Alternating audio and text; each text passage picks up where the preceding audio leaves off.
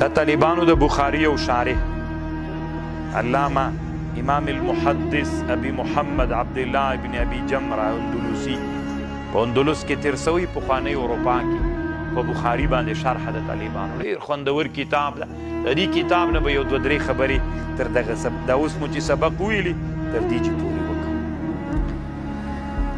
طالبانو یوه خبره علامه ابن ابي جمره مالکي داسې کړې ده، دی وایي بدایه لکه نهایه داسې نه ده، بدایه لکه نهایه داسې نه ده. نهایه انسان چې نهایې ته ورسیږي یو حالت وي، ابتدا کې انسان په بل حالت وي.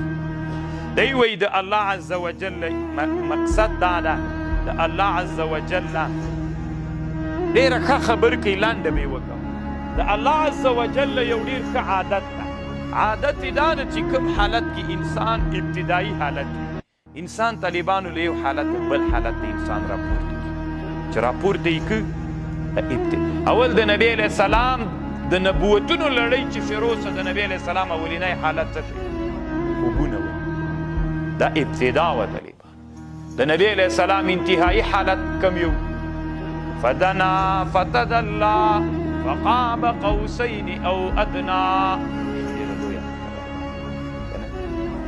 فدنا فتدلا فقاب قوسین او ادنا. قوس دې ته وي الله ته دومره نږدې سو طالبانو نبی علیه السلام لکه د دوه قوسونو په اندازه باندې.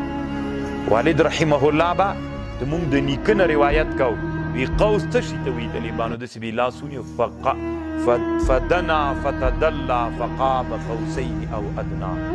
بیخي ډېره لویه مرتبه ده طالبانو چې له خوبونو نه ابتدایي وه. نو طالبانو ابتدا لکه انتها داسې ده، انتها څومره لوړه مرتبه سوله. چا ته ورغی؟